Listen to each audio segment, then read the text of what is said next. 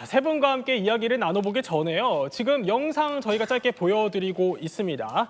자, 이재용 삼성전자 회장이요. 드디어 10년 만에 사법 리스크에서 벗어났죠. 그래서 이 경영족세를 푼 이 회장의 행보가 뭐가 될지 참 관심이 많이 쏠렸었는데 지금 저렇게 보시는 것처럼요. 일본의 손정희 회장과 또 그리고 미국 오픈 AI 창업주죠. 샘 올트먼과 회동을 가진다고 합니다. 오늘 오후에 삼성전자 사옥에서 회동을 가진다고 하는데 굉장히 다급한 만남이 이루어지고 있는 겁니다. 자, 이 박사께 여쭤보면은 한미일 AI 3자 동맹 그야말로 협력을 다지는 모양새예요. 일단 이 오픈 AI의 창업주 저 오른쪽에 나오는 분이죠. 샘 올트먼 저 회장이 와서 이재용 삼성전자 회장을 만난다는 것도 좀 놀라운 소식이었는데 여기에 일본까지 가세했어요. 어떻게 봐야 돼요? 예. 지금 사실 뭐 구체적인 내용은 알려진 것이 없죠. 그런데 지금 그 분위기, 그 배경을 보면은 일단 샘 올트먼이 오픈 AI가 지금 중국의 딥시크에 의해서 상당히 압박을 받는 입장에 있고 지금 삼성전자도 파운더리나 메모리 상에서 지금 중국의 추격에 지금 시달리는 상황에 있고요. 또 손정희 의장도 소프트뱅크의 지금 실적이 예전 같지 않은 그런 상황에서 지금 전기를 마련하고 있는 것이죠. 그래서 이 세 기업, 세 총수가 모두 상황적으로 무엇인가를 보여줘야 하는 그런 시각에 있다고 보고요. 여기서 이 세 분이 뭔가 출로를 찾는, 새로운 비전을 찾는 그런 논의를 하실 걸로 기대가 되고 있습니다. 그러니까 저 세 명이 공통적으로 압박을 받는 포인트가 아까 말씀하신 그 중국 얘기인 거잖아요. 중국의 딥시크 이 얘기인 거예요. 네네, 그렇습니다. 어떤 부분이 좀 압박을 받고 있는 거예요? 자, 지금 딥시크가 아주 저비용으로 지금 오픈 AI와 거의 유사한 성능을 내고 있다는 이제 이런 그 성과가 발표가 되면서 이것이 곧바로 지금 미국이 주도하는 새로운 테크, 새로운 기술 방향, AI 혁신에 있어서 지금 서방이 가고 있는 방향이 혹시 잘못된 게 아닌가. 이렇게 거대 자본을 들여서 엄청난 인프라를 만들고 국가 원수들까지 참여를 해서 비전을 막 실현해 나가는데 아니 이거 우리 엉뚱한 짓 하고 있는 거 아니야? 이제 이런 회의가 일었던 거죠. 그러니까 그 주가도 폭락을 하고 투자자들이 우리 지금 잘못된 데 돈 넣고 있는 거 아닌가?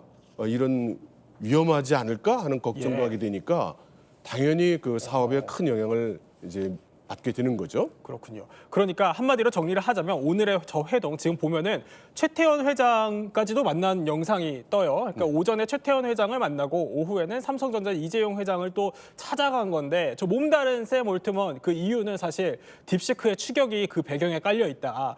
굉장히 저가의 오픈 AI 중국 AI 오픈 AI인 그 딥시크가 견제를 하고 있으니까 어떻게 좀 한국과 일본과 좀 손을 좀 잡아보자 이런 차원에서 오늘의 만남이 마련됐다 이런 소식인데 그러면 자 중국의 이 신생 기업이 출시한 딥시크의 쇼크 그야말로 그 파장 효과가 어느 정도길래 되는지 저희가 하나하나 좀 짚어보겠습니다. 첫 번째 키워드는 AI 스푸트니크라고 떴네요. 이게 무슨 얘기죠? 스푸트니크는 1957년 소련이 세계 인류 최초로 발사한 인공위성 이름입니다. 이것을 이후로 미국과 소련이 아폴로 계획까지 나올 정도로 서로 이제 우주에 대한 계획이 이제 나왔었는데요. 이렇게 비유가 되는 것이 우리가 앞서 말씀하신 딥시크가 나왔을 때 챗GPT보다 다운로드 수가 약 2배, 20일 기준으로 봤을 때 높았어요. 그렇기 때문에 수많은 인기를 끌었다라고 볼 수가 있겠고 이로 인해서 현재 챗GPT와 연결돼 있는 미국의 기술주들이 약 1조 달러가 날아가고 특히 엔비디아 같은 경우 6천억 달러가 증발될 정도로 파장을 일으켰기 때문에 과거 소련과 미국의 우주 전쟁과 비견되고 있다 이렇게 설명이 가능하겠습니다. 자, 딥시크 쇼크에 어쨌든 굉장히 몸다른 거는 가장 경쟁자인 샘 올트먼 아까 영상에서도 나왔던 그분이겠지만 그런데요. 트럼프 미국 대통령도 진짜 바짝 긴장을 했다고 해요. 딥시크를 견제하는 발언을 했다는데 일단 듣고 이야기 나눠보겠습니다.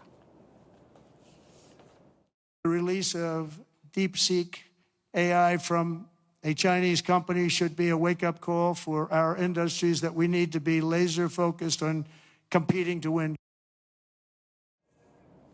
김 교수, 트럼프가 저렇게까지 말할 정도면 어쨌든 성능에서는 굉장히 뛰어나다는 거예요. 도대체 그 성능이 어느 정도길래 이렇게 쇼크 상태가 나는 거예요? 일단은 좀 흥미로운 거는 이게 중국에서 만든 거고 네. 그리고 우리가 알다시피 대부분의 언어 모델들이 영어를 기반으로 하는 게 많은데 예. 일단 이 녀석 같아요. 수능 문제를 한번 풀어보라고 그랬어요. 아, 그랬어요? 특히나 예. 이제 2024년 수능 국어 영역이 꽤 이제 불수능으로 알려졌는데 거기서도 34문제 중에 5문제만 틀렸었고 네. 지금 나오는 건 이제 수학 푸는 겁니다. 예. 그래서 실제로 이제 대학교 미국 대학교의 수학 문제를 푸는 건데 저 왼쪽이 지금 챗GPT 5원이 푸는 거고요. 오른쪽이 딥시크가 푸는 건데 네. 실제로 오른쪽 딥시크가 꽤 빠르게 풀기도 하고 그리고 관련돼서 추론도 상당히 잘 하는 부분이 있어요. 그렇네요. 보면은 두 개의 큰 속도의 차이가 없어요. 네, 그렇죠. 이제 그러다 보니까 실제로 미국 수학 경시 대회에서 예. 저 이제 딥시크 R1이 79.8%의 정확도로 이 챗GPT 5원이 79.2%의 정확도였거든요. 네. 그러니까 오히려 미국에 있는 수학 경시 문제인데 딥시크가 더 잘 푸는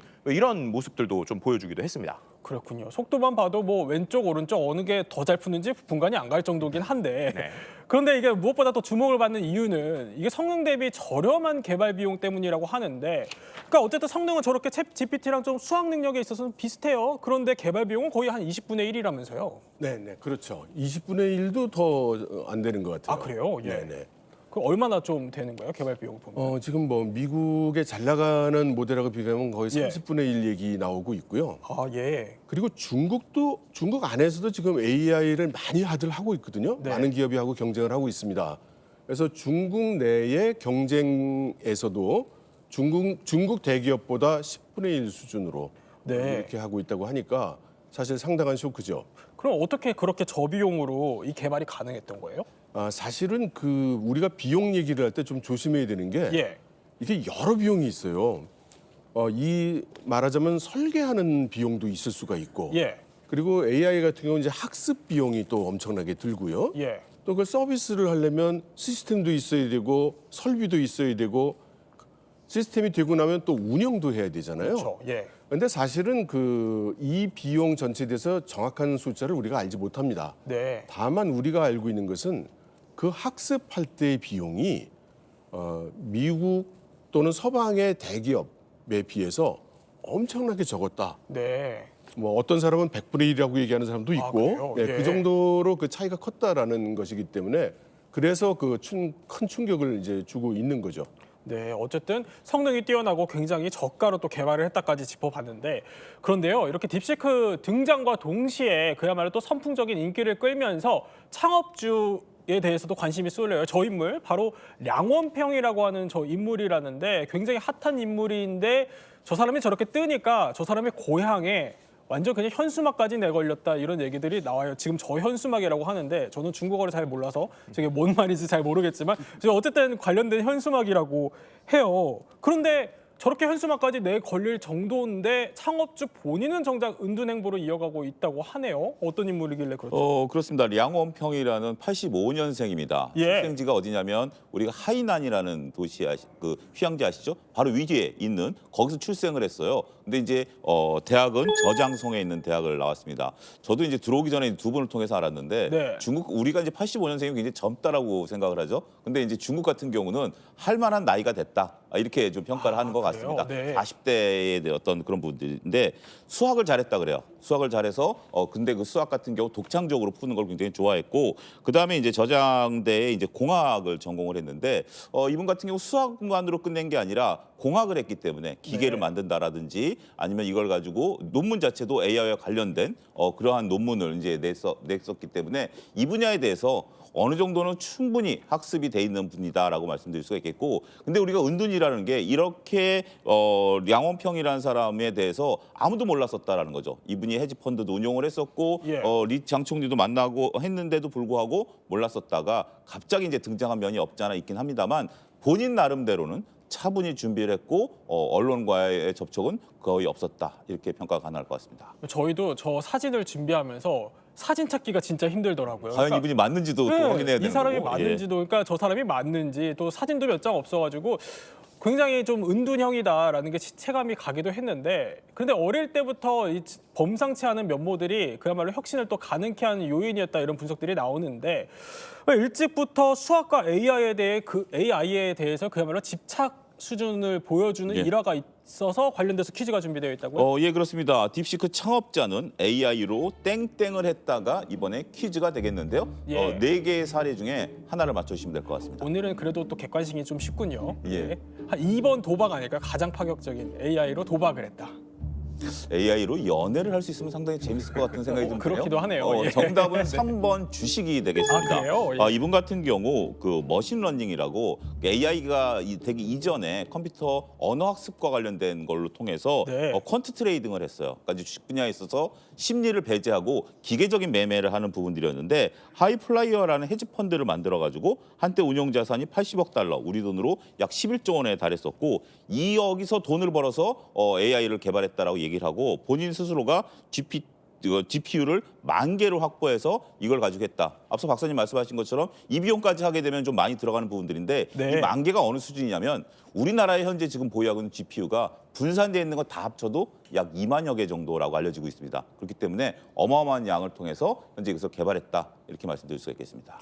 그러니까 뭐 미국발 금융 위기를 계기로 투자 기법을 좀 연구해서 자본을 모으고 이때 경험으로 딥시크 개발까지 이어졌다 이런 일화를 좀 소개를 해주신 건데 어쨌든 창업주 본인이 아무리 좀 뛰어나다고 해도요 본인의 역량만으로 이렇게 할 수는 없을 것 같은데 여기 원동력에는 그러니까 젊은 인재들의 또 과감한 등용이 있었다고 해요.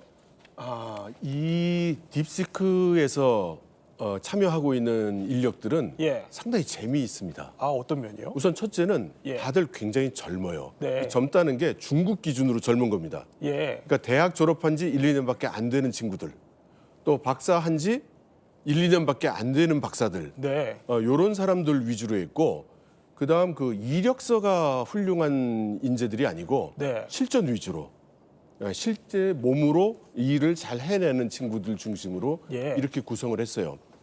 그리고 이 중국의 이 조직 문화 중에 하나가 뭐냐면 우리처럼 뭐 과장님, 부장님 이런 게 예. 없어요. 아 그래요? 그러니까 대충 같이 친구처럼 맘먹고 일할 수가 있어요. 그러니까 굉장히 자유로운 분위기가 있는 거죠. 예. 특히 엔지니어들은 더 그래요. 아 그러니까 마치 대학 연구실처럼 그런 젊은 친구들이 모여서 같이 매일 토론하고 네. 같이 개발해 나간 겁니다. 그래서 이 사람들이 바깥으로 많이 알려지지 않았을지는 몰라도 예. 상당히 똘똘 뭉치고 자기들 방식을 집중할 수 있었던 그런 존재들이죠.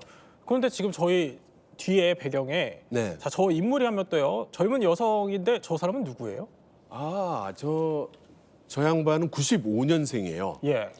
이 친구가 일종의 천재로 불리우는 친구인데 예. 대학 졸업하고 불과 1년 정도 예. 근무를 한 다음에 이 딥시크에 와서 일을 했어요. 네. 근데 1년에 굉장히 논문 게재하기가 어려운 예. 그런 학술지에 1년에 8개를 싣고 신동이네요. 신동이죠. 천재예요. 예. 그래서 우리가 잘 아는 샤오미의 레이준 회장이 예. 나 쟤 좀 꼭 데려가야 되겠어. 예. 그래서 가서 직접 만나서 네. 야, 우리 회사 와서 일해다오. 어. 내가 팀장 시켜주고 연구팀 다 맡기고 연봉 1,000만 위안 줄게. 이렇게 했거든요. 1,000만 위안이면은 얼마입니까? 100만 위안이 우리 돈으로 한 2억 정도 되니까 예. 거의 연봉 20억 정도 되는 거잖아요. 95년생한테. 그러니까 이렇게 파격적으로 이제 그 제안을 받은. 예. 그래서 이게 알려지니까 중국의 많은 젊은이들이 나도 저렇게 되고 싶어 이렇게 희망을 갖게 됐죠. 그러니까 굉장히 젊은 본토의 인재가 또 딥시크를 와서 저렇게 네네. 키웠다라는 얘기인데 이 창업주의 굉장히 어쨌든 독특한 인재관으로도 볼 수 있는 것 같습니다. 이 관련해서 퀴즈가 준비되어 있죠? 예, 그렇습니다. 관련해서 딥시크에는 땡땡땡 출신이 없다. 땡땡땡 출신이 없다. 예, 이게 퀴즈가 될 것입니다. 앞서 뭘까요? 얘기하신 내용을 좀 들어보면 힌트가 좀 되지 않을까 싶습니다. 부잣집 출신이 없다. 아닌가요? 부잣집이 있을 수도 있죠. 아니, 부잣집이 그쵸. 있을 수도 있는데 대기업 출신이 없다라는 대기업 거죠. 출신이 없다. 굉장히 이제 젊은 층으로 돼 있다라는 건데 예. 이게 어떻게 보면 저도 중국이 이런 문화가 있다라는 게 우리나라랑 좀 많이 기술 개발이 다르다라는 건데 우리가 바이두라든지 알리바바 이런 쪽의 출신들이 없다라는 거죠. 딥시크가 나오고 나서 저도 주위에서 그런 얘기를 들었어요. 글로벌 인재를 데려다가 개발한 거 아니야? 이런 얘기들을 많이 들었었습니다. 예. 근데 지금 현재 저 량원평 같은 경우도 해외 유학파 출신이 아니고 현재 딥시크에 근무하는 주요 개발자들도 다 중국 자체 내에 대학을 나오고 중국에서 했던 분들이다라는 거죠. 특히 이제 딥시크 구인 공고 같은 경우는 학력이라든지 이력 기준이 없고 엔지니어 능력과 열정 이것을 보고 나서 제가 느낀 거가 제가 알고 있는 지식 수준의 미국 실리콘밸리와 거의 비슷하다. 서로 능력만 있으면 예. 학력이라든지 이런 거 상관없이 그렇게 된다라는 것들이고 또 여기 대기업 출신이 없는 게 아무래도 동양권이다 보니까 팀 문화라는 게 또 따로 있어요. 대기업 출신의 어떤 팀 문화, 네. 조직 문화 이런 것들이 팀 단위로 움직이면서 어떻게 보면 조직을 흔들어 놓을 수도 있는 그런 부분들이기 때문에 나름대로 젊은 층들 입장에서 보면 정말 능력만 있으면 우리가 굳이 이력서에 대기업 이것이 필요 없다. 이걸로 여실히 보여준 사례가 아니겠나 싶습니다. 근데 저런 중국 본토파 젊은 인재들의 활약이 이게 비단 딥시크만의 얘기는 아니라면서요? 네, 그렇습니다. 지금 그런데 한 가지 좀 지적하고 싶은 게 있는데요. 아까 예. 말씀하셨지만 우리나라에서는 저 한 30대 중반 되면 아주 커리어상으로 직업 커리어상으로는 예. 초년생 취급을 받잖아요. 그렇죠. 네, 중국 그렇지 않습니다. 아, 예. 첫째는 중국은 압축 성장을 하고 있는 과정이기 때문에 중국에서 기업 생활을 5년을 하면 우리나라에서 한 10년 겪은 것 같은 그런 정도의 변화를 거치게 되는 게 하나고요. 두 번째는 군대를 안 가잖아요. 네. 그래서 대학을 보통 22살 정도면은 나온단 말이에요. 그럼 32살이면은 대졸 후에 10년 경험이 있는 거예요. 예. 그만큼 큰 차이가 있는 거죠. 그렇군요. 그러면 제가 여쭤본 거 네. 어쨌든 이 중국의 본토 젊은 인재들의 활약이 딥시크 말고 다른 데는 어때요? 그렇습니다. 지금 그 로봇, 드론 여러 분야에 그래요? 걸쳐서 예. 지금 30대 창업자, 30대 리더들이 네. 많은 성과를 지금 내고 있죠. 예. 지금 보면은 로봇 업체 유니트리라는 데가 뜨던데 네네. 저기는 어떤 데예요? 유니트리는 예. 로봇을 만드는 회사인데 예. 최근에 들어와서 미국 수준을 뛰어넘는 것처럼 보이는 예. 그런 로봇들을 개발을 해서 보여가지고 이제 엄청난 초점을 받고 있는 그런 기업입니다. 지금 저 춤추는 저 로봇이 유니트리에서 만든 로봇이라고 하네요. 네네. 그리고 굉장히 좀 자유자재로 좀 움직이는데 잘 만든 거예요? 어떤 거예요? 굉장히 잘 만들고 저기 동작에 보면 예. 손수건을 돌려서 회전시켜서 공중에 띄웠다가 떨어지는 걸 잡는 장면이 있어요. 네. 난이도가 엄청 높은 겁니다. 아, 그래요? 네. 그 저렇게 난이도 높은 거를 어쨌든 중국 본토에 젊은 인재들이 좀 만들어냈다. 그렇습니다. 그런 거군요. 그런데 저런 점은 보면 우리에게도 좀 시사하는 바가 굉장히 좀 큰 것 같은데 김 교수님 보면 현재 우리나라의 AI 개발 현주소를 비교했을 때는 어때요? 중국이랑? 그러니까 이 중국을 우리가 어떻게 보면 예전에는 뭐 그냥 아류 뭐 이런 식으로 생각하는 경향이 많았잖아요. 예. 그런데 지금 전 세계적으로 냉정하게 보면 전 세계에서 AI 논문 가장 많이 쓰는 곳이 중국이고요. 그리고 공학에 대한 이제 순위를 그러니까 대학교 네. 순위를 매겨 보면 미국보다 오히려 상위권 50가에 들어가는 게 중국이 더 많습니다. 그만큼 거의 AI와 관련된 논문들은 거의 중국이 쏟아내고 있는 수준이다. 이렇게 말씀드릴 수 있을 것 같고요. 중국 대학교에만 AI 관련 학과가 2,000개가 넘어요. 네. 그리고 이제 생각을 해보시면 이제 우리가 한 몇 년 전까지만 해도 중국에 있는 인재들이 상당히 미국에 많이 나갔었거든요. 그런데 최근에 이제 미중 무역 갈등이 심해지니까 어떻게 보면은 이제 미국에서도 중국 사람들이 가서 뭐 여러 가지 일을 해도 결국에 중국 본토에 데이터 가져가는 거 아니냐는 불안감이 있는 거예요. 그러니까 자연스럽게 중국 안에서 네. 이 중국에 있는 AI 인재들 계속 키워오고 있었습니다. 그래서 예. 그런 부분에서 좀 우리도 좀 생각을 해봐야 되는 부분이 분명히 있는 것 같고요. 우리나라가 상대적으로 인재도 적은데 저 예. 안타까운 거는 말씀해주신 것처럼 중국에서는 거의 뭐 한 사람당 연봉 20억씩 주고 있는데 네. 우리나라에서 예를 들면은 어떤 회사에서 공학한 대학원생한테 20억 준다 이러면은 말이 안 된다고 생각을 그렇죠. 하니까 예. 해외로 오히려 나가버리거든요. 네. 이런 부분에서 우리도 좀 인재를 육성하고 관리할 때 조금 더 좀 깨어있는 자세가 필요하다 이렇게 말씀드릴 수 있을 것 같습니다. 그런데 자 우리가 딥시크 쇼크 얘기를 하는데 이 딥시크가 관련해서 좀 좋은 점만 있는 건 또 아니에요. 부정적인 면들이 있다고 해서 또 한번 살펴볼 텐데 부정적인 면을 보면은 챗 GPT의 카피캣이라고 뜨는군요. 그러니까 미국의 지식재산권을 훔쳤다는 얘기까지 나와요. 이게 무슨 네. 얘기예요? 그러니까 앞서서 어떻게 이제 이 딥시크가 예. 이렇게 비용을 저렴하게 하고 만들 수 있었는가에 대한 질문이 있었잖아요. 네. 그거랑 연결이 되는 건데요. 쉽게 말하면 딥시크가 이렇게 똑똑해진 이유는요. 기존에 있었던 AI 모델들을 좀 예. 최적화한 거예요. 그러니까 기존에 있었던 건 만약에 질문을 딱 하면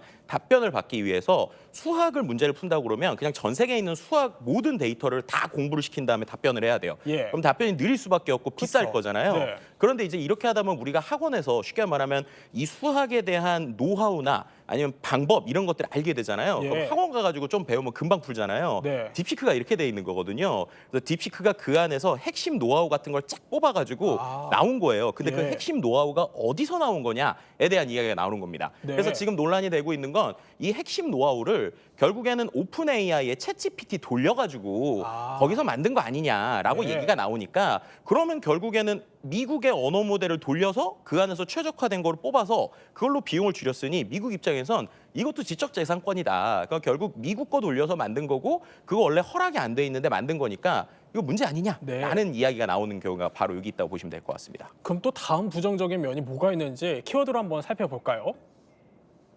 보니까 회피형 AI라는 말이 뜨는군요. 그러니까 요새 이게 좀 회피형 AI 아니냐 이런 논란이 있어요. 그 회피형 AI가 나오는 말은 예, 뭐 때문에 그래요? 중국은 중국 공산당 일당 전제주의 국가잖아요. 그래서 중국 공산당이 듣기 싫어하는 그런 질문을 하면 대답을 저렇게요? 안 하는 거죠. 예. 중국의 주석이 누구냐? 예. 미안하지만 그 질문에 답할 수 없다. 또는 우리 그 얘기 안 하면 안 될까? 뭐 이렇게 네. 하기도 하고. 그렇게 그런데 또 어떤 때는 언어를 바꿔서 물어보면 네. 독일어로 물어보면 또 대답을 나오기도 하고. 그래요? 그러니까 아는데 말을 못하는군. 예. 가로치고 역시 중국이야 가로 닫고 뭐 이런 상황이 이제 벌어지고 있는 거죠. 그런데 또 이뿐만이 아니라 세계 각국에서 이번에 딥시크 금지령을 또 내놨다고 해요. 무슨 얘기인지 관련해서 듣고 이야기 나눠보겠습니다. 中国所制造的资讯产品常常被发现隐藏着恶意程式、间谍软体。当たり前のことをねじ曲げてしまうのがこのディープシークだと危ないのでディープシークをダウンロードすることはやめていただきたいと思います。 그러니까 보면 딥시크 금지령이 내려진 건데 이게 이미 이탈리아에서는 딥시크 접속을 차단했다고 하고요. 다른 유럽 국가들도 뭐 규제 검토에 나선 상황이라고 하는데 그 이유가 다름 아닌 개인정보 유출 문제 때문이라고 해요. 네, 맞습니다. 실제로 이 딥시크를 앱으로 설치해서 사용하게 되면 그 약관에 이미 써 있어요. 그들이 네. 가져가는 데이터가 상당히 많다는 겁니다. 심지어 키보드의 입력 패턴, 리듬도 가져가거든요. 그럼 내가 어떤 느낌으로 치는지를 아니까 이 사람의 패턴을 보거나 예. IP 주소나 그 기계에 대한 정보를 가져가요. 그럼 이걸 갖고 과연 무엇을 할 것인가. 그리고 이거를 중국 서버에 저장한다라는 이슈가 있다 보니까 네. 마치 미중 무역 갈등 때 틱톡 갖고 이야기하는 것처럼 결국 이 데이터가 중국에서 악용되는 것이 아니냐라고 하는 걱정들이 지금 나오고 있는 상황인 것이죠. 그렇게 되면 이게 중국으로 넘어갈 수도 있는 거 아니에요, 당연히? 네, 그렇습니다. 중국은 법으로 예. 규정으로 모든 중국 내의 기업 조직은 데이터를 중국 내 서버에만 저장하게 돼 있고 예. 중국 내 저장돼 있는 데이터는 중국 정부가 무조건 접근할 수 있게 돼 있습니다. 네, 어쨌든 이렇게 딥시크 굉장히 또 굉장한 어쨌든 생성형 AI지만 또 이렇게 암도 있다는 점까지 저희가 짚어봤습니다. 자, 저희가 또 지식 충전이 잘 되는지 한번 점검을 해보도록 하죠. 퀴즈 띄워주시죠. 딥시크 창업자는 AI로 땡땡을 했다. 네, 아까 조금 전에 났던 퀴즈죠. 두 분이 맞춰주시면 됩니다. 하나, 둘, 셋. 주식. 네, 주식을 했다. 너무 정확한 타이밍에 맞추셨어요. 네, 퀴즈 맞춰주셔서 지식 배터리 저희 80에서 100%로 완충됐습니다. 중국판 대화형 AI 딥시크 쇼크에 대해서 한번 살펴봤습니다. 60초 후에 뵙겠습니다.